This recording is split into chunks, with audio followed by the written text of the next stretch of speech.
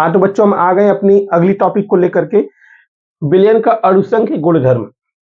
विलयन का अणुसंख्य गुणधर्म में हम लोग पढ़ने जा रहे हैं कि किसी भी विलयन में घोली गई विलेय पदार्थ की मात्रा पर जो निर्भर करे वही क्या कहलाएगा, अणुसंख्य गुणधर्म कहलाएगा। यानी कि कोई भी विलयन है, उस विलयन में कितनी मात्रा, कितना ml या कितना kg या कितना उसमें घोला जा रहा है वह पदार्थ, उसकी मात्रा पर निर्भर करता है, उसकी प्रकृति पे नहीं। कहने का मतलब है कि एक चाय है, चाय हम पीने जा रहे हैं, तो चाय एक चुस्की लेने के बाद उस चाय में क्या होता है कि कई लोगों को लगता है कि मीठा कम है, तो मीठा कम है तो क्या किया जाए, मीठा कम है तो उसमें शुगर को घोलते हैं। तो वह शुगर किस फॉर्म में है, मतलब उसकी मात्रा कितनी है, 1 चम्मच है या 2 चम्मच है, वो उसकी मात्रा पर निर्भर करेगा, न कि उसकी प्रकृति की वह आपके लिक्विड फॉर्म में है कि सॉलिड फॉर्म में है कि गैस फॉर्म में कैसी है, उस पर निर्भर नहीं करता है। बस उस पदार्थ की जो घोली जा रही है उसकी मात्रा पर निर्भर करता है कि वह कितनी मात्रा में है, वह केजी में है या चम्मच में, मतलब कितना उसमें घोला गया। तो किसी भी विलयन में कोई भी पदार्थ कितना घोला जा रहा है वह उसकी मात्रा पर निर्भर करता है, उसकी प्रकृति पे नहीं कि उसकी प्रकृति कैसी है। वही क्या कहलाती है, विलयन का अणुसंख्य गुणधर्म कहलाती है। जो विलयन का अणुसंख्य गुणधर्म है वो चार भागों में आपके बांटे गए हैं, जो कि अभी पढ़ना है। तो पहले ये जान लीजिए कि विलयन का अणुसंख्य गुणधर्म है क्या। तो विलयन में घोली गई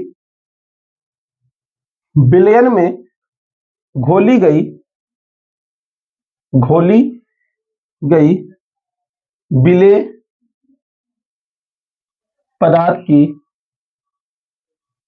पदार्थ की मात्रा पर निर्भर करता है, मात्रा पर निर्भर करता है,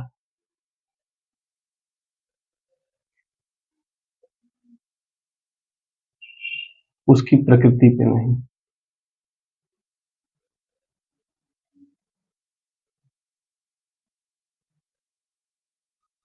प्रकृति पर नहीं कहने का साफ साफ अर्थ यही है कि कोई भी विलयन है, उस विलयन में कितनी मात्रा हम क्या कर रहे हैं, अलग से कोई विलेय पदार्थ को मिला रहे हैं, वही उसकी मात्रा पर निर्भर करेगा, उसकी प्रकृति पे नहीं। यानी वो किस फॉर्म में है, सॉलिड में है, लिक्विड में है, गैस में, उसके किसी भी अवस्था पे कोई निर्भर नहीं करेगा मेरे बच्चों।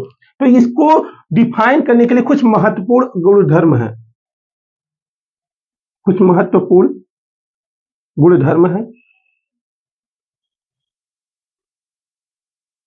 अभी महत्वपूर्ण गुणधर्म है क्या आपके, पहला है वाष्प दाब का अपेक्षिक अवनमन। वाष्प दाब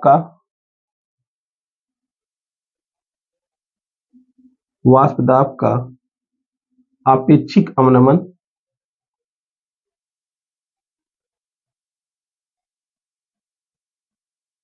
अपेक्षिक अवनमन।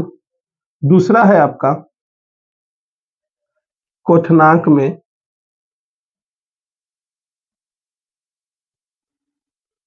अवनमन, हिमांक में अवनमन।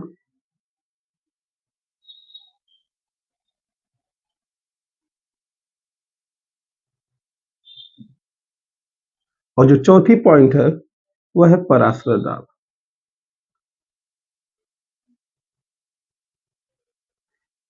पराश्रय दाब, ये चारों पॉइंट को हमें पढ़ना है कि वाष्प दाब का अपेक्षिक अवनमन, क्वथनांक में अवनमन और हिमांक में अवनमन और पराश्रय दाब। तो अवनमन का मतलब है यहाँ पे कमी की बात होती है कि क्वथनांक में अवनमन क्या है या उन्नयन क्या है, या फिर बात की जाएगी पराश्रय दाब क्या, हिमांक में अवनमन क्या है। तो इसके बारे में जब चर्चा हम लोग करेंगे मेरे दोस्त, तो ये बार बार यही चीज बताएगा कि किसी भी विलयन में कितनी मात्रा में क्या घोला जा रहा है। हर एक टॉपिक आपको यही डिफाइन करेगा कि कोई भी विलयन है, उस विलयन में क्या घोला गया है या नहीं, निर्भर क्या और कितनी मात्रा में घोला जा रहा है वह निर्भर करेगा। कि मेरे पास एक विलयन है, किस चीज का विलयन है उससे कोई मतलब नहीं है। मान लीजिए कि आपने क्या किया है कि इसमें C2H5 है, C2H5OH है। C2H5OH का मतलब इसमें एल्कोहल है। अब इस एल्कोहल में आप क्या घोलेंगे, वाटर घोल रहे हैं H2O, वाटर घोल रहे हैं, तो वाटर आपका वो किस फॉर्म में है, आइस की फॉर्म में है, मतलब आइस सॉलिड फॉर्म में है, या फिर डायरेक्ट वाटर डाल रहे हैं यानी डायरेक्ट पानी डाल रहे हैं, तो वह उसकी मात्रा पर निर्भर करेगा कि आपने कितना पानी को डाला, कितने जल को डाला, एक आइस क्यूब डाला या फिर एक चम्मच पानी डाला या एक गिलास पानी डाला, तो ये इसकी मात्रा पर निर्भर करेगा, ना कि उसकी फॉर्म पे कि वो जो वाटर है वो आपका सॉलिड फॉर्म में या फिर लिक्विड फॉर्म में। तो मेरे इसमें बताने का बस इतना सेंस है कि कोई भी विलयन में जो पदार्थ घोला जाता है या जो पदार्थ मिलाया जाता है वो उसकी मात्रा पर निर्भर करता है कि वो कितना घोला गया या कितना मिलाया गया, न कि उसकी प्रकृति पे, क्योंकि H2O आपका सॉलिड फॉर्म में यानी कि ठोस अवस्था में और द्रव अवस्था में दोनों में रहता है। नॉर्मल वाटर भी शराब में मिलाकर लोग पीते हैं, और कई बार आप लोग पिक्चर में देखे होंगे कि जो एल्कोहल ड्रिंकर होते हैं वो क्या करते हैं, आइस क्यूब भी डाल करके क्या करते हैं, उसको पीते हैं। तो यहाँ पे अब वो जो वाटर मिलाया जा रहा है वो कैसे मिलाया जा रहा है, वाटर जो मिलाया जा रहा है आपका वो लिक्विड फॉर्म में है या फिर सॉलिड फॉर्म में, ये उस पर निर्भर नहीं कर रहा। निर्भर क्या कर रहा है, निर्भर कर रहा है कि वो कितना मिलाया जा रहा है, कितनी मात्रा में उसमें मिलाया जा रहा है, ये उस पर डिपेंड करता है। तो ये आपका अनुसंग गुणधर्म हो गया, ये इसके महत्वपूर्ण इसकी टॉपिक हो गए। चलिए आते हैं हम लोग एक को देखते हैं आज।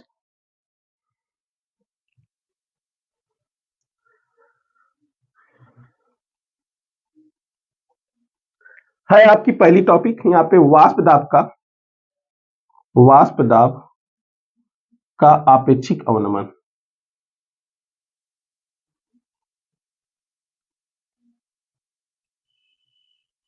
यहाँ पे क्वथनांक में उन्नयन होता है। वाष्प दाब का अपेक्षिक अवनमन, वाष्प दाब का अपेक्षिक अवनमन, हमने राउल्ट के नियम में एक चीज सीखा है कि वाष्प दाब का अपेक्षिक अवनमन क्या होता है। वाष्प दाब का अपेक्षिक अवनमन मोल प्रभाज के मोल प्रभाज के बराबर होता है, यानी पीवी नॉट, ये पढ़े कि नहीं आप लोग, अभी राउल्ट के नियम में इस चीज को मैंने बताया और डिफाइन किया कि यह आया कैसे था। देखिए अगर मैं कहूं कि वाष्प दाब का अपेक्षिक अवनमन मोल प्रभाज के बराबर होता है, तो ये आपका फार्मूला सामने नजर आ जाएगा कि वाष्प दाब का अपेक्षिक अवनमन मोल प्रभाज के बराबर होता है। ये आपका वाष्प दाब का अपेक्षिक अवनमन हो गया और ये मोल प्रभाज हो गया। यही आपकी चीज है कि ये वाष्प दाब में कितनी मात्रा में कौन सा विलेय पदार्थ को घोला जा रहा है, ये आपका कौन बताएगा, वाष्प दाब का अपेक्षिक अवनमन में ये मोल प्रभाज बताएगा। ये इस टाइप से इसी का एक और फॉर्म हो जाता है कि P naught B minus P upon P naught B is equal to X A को हम लिख सकते हैं एन ए बटे N A plus N B. ये आपका वाष्प दाब का अपेक्षिक अवनमन हो गया। ठीक है, इसको नोट कर लीजिए। ठीक है, अब हम लोग आगे चलते हैं।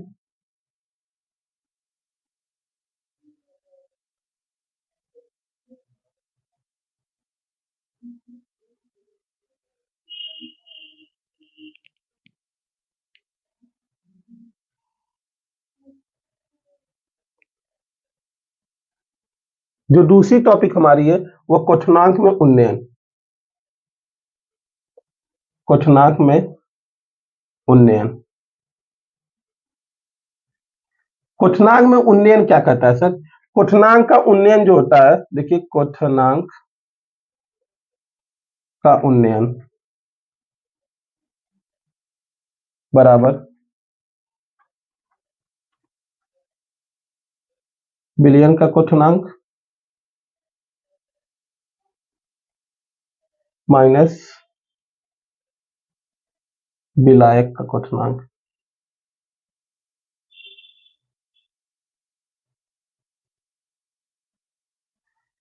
जो क्वथनांक का उन्नयन होता है उसे हम कहते हैं कि विलयन का क्वथनांक तथा विलायक के क्वथनांक के अंतर को हम लोग कहते हैं क्वथनांक का उन्नयन। यानी कोई भी विलयन पदार्थ है और विलायक पदार्थ है, उसके जो अंतर मिलेंगे उसी को हम कहते हैं क्वथनांक का उन्नयन। तो यहाँ पे परिभाषा हो जाता है सर, इसको जो हम डिफाइन करते हैं डेल्टा टी बी से, और इसको कहते हैं विलयन का क्वथनांक है, तो हो जाएगा TB minus T not be.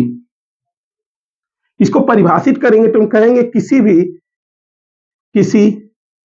विलयन का क्वथनांक, किसी विलयन का क्वथनांक, किसी विलयन का क्वथनांक तथा विलायक के क्वथनांक के अंतर को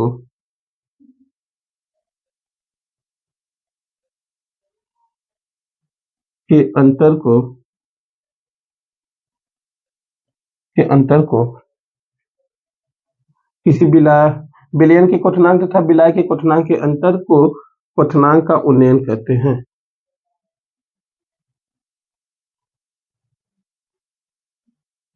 क्वथनांक का उन्नयन कहते हैं। ठीक है, ये आपका फार्मूला हो गया, एक फार्मूले से परिभाषा हो गया। इसमें एक और चीज बोलता है कि विलयन का जो क्वथनांक होता है वह मूलतः के क्या होता है, समानुपाती होता है। क्या होता है, डेल्टा टीबी जो होती है ये समानुपाती होती है मूललता के समानुपाती होती है। ये जो समानुपाती का चिन्ह जब हटता है तो ये हो जाता है delta TB is equal to, यहां पे आ जाता है केबी इंटू इस मान। जहां पे केबी जो है एक क्या है, मोलल उन्नयन स्थिरांक का एक नियतांक है। केबी क्या है, एक नियतांक है जिसमें जल का नियतांक अलग होता है। जल का जो मान होता है 0.52 होता है, 0.52 होता है। तो बेंजीन का अलग होता है। क्वेश्चन में वो आपके जब भी दिया जाएगा क्वेश्चन में, तो यहाँ पे जो इसकी केबी का मान है वो क्वेश्चन में हमेशा दे देता है कि केबी बराबर इतना दिया गया है। तो ये फार्मूला होता है, इस फार्मूले से आपका क्वेश्चन लगता है। अब यहाँ पे एक और फार्मूला यहाँ से डिराइव हो जाता है कि डेल्टा टी बी बराबर क्या होगा, यहाँ पे केबी। ये मैंने मूललता की फार्मूला हमेशा बताया है कि यहाँ पे मूललता का फार्मूला क्या होता है, तो डब्ल्यू ए बटे M A into 1000 upon W B, ये आपका फार्मूला एक हो जाता है। इसी फार्मूले से इतने एक फार्मूला, दो फार्मूला और ये आपका तीसरा फार्मूला, एक क्वथनांक का उन्नयन इतना में आपका समाप्त हो जाता है। कुछ विशेष इसमें पढ़ना नहीं है। जब भी अगर पूछेगा क्वथनांक का उन्नयन क्या है तो आप कह सकते हैं कि किसी भी विलयन का क्वथनांक तथा विलाय के क्वथनांक के अंतर को हम क्या कहते हैं, क्वथनांक का उन्नयन कहते हैं। या फिर कह सकते हैं कि क्वथनांक जो होता है, विलयन का क्वथनांक का उन्नयन जो होता है वो मूललता के समानुपाती होता है। ठीक है, तो आज के लिए हमारा जो है इतना जो मैंने बताया कि जो क्वथनांक का उन्नयन होता है मूललता के सीधे समानुपाती होता है। इसको लिख सकते हैं आप लोग कि क्वथनांक का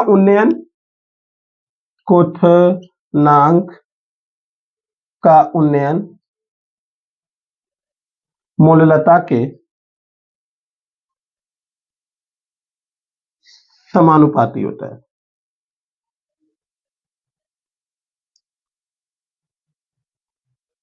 ये आप डायरेक्टली लिख देंगे और इसकी कहानी यही समाप्त हो जाएगी। ये जो है केबी का मान होता है, जहां पे केबी जो है मोलल उन्नयन स्थिरांक है। क्या है, डेल्टा केबी, सॉरी केबी बराबर आपका जो है ये क्या है, मोलल उन्नयन स्थिरांक है, मोलल उन्नयन स्थिरांक। आज के लिए हमारा ये जो टॉपिक है यही समाप्त होता है। बचा जो दो शेष हिमांक में अवनमन और पराशरदाब वो कल बताऊंगा, और ये चारों से रिलेटेड मैं दो न्यूमेरिकल, चार न्यूमेरिकल कराऊंगा ताकि आपके ये फार्मूले जो है क्लियर हो जाए। तो कल इसको याद करके आइएगा। आज जो मैंने बताया वास्तव अपेक्षिक अवनमन और क्वथनांक उन्नयन सबको याद होना चाहिए, क्योंकि कल मैं इन दोनों पे पहले न्यूमेरिकल बताऊंगा, उसके बाद जो बची दो टॉपिक हमारी है हिमांक में अवनमन और पराशरदाब वो क्या करूंगा, अगले वीडियो में डालूंगा, ताकि आपको धीरे धीरे चीजें समझ में आने लगी। ठीक है, आज तक के लिए इतना ही। अगर हमारा वीडियो समझ में आया हो, जो मैंने पढ़ाया अच्छा लगा हो, तो अपने दोस्तों पे यहाँ शेयर करिए और कमेंट करना न भूलिए।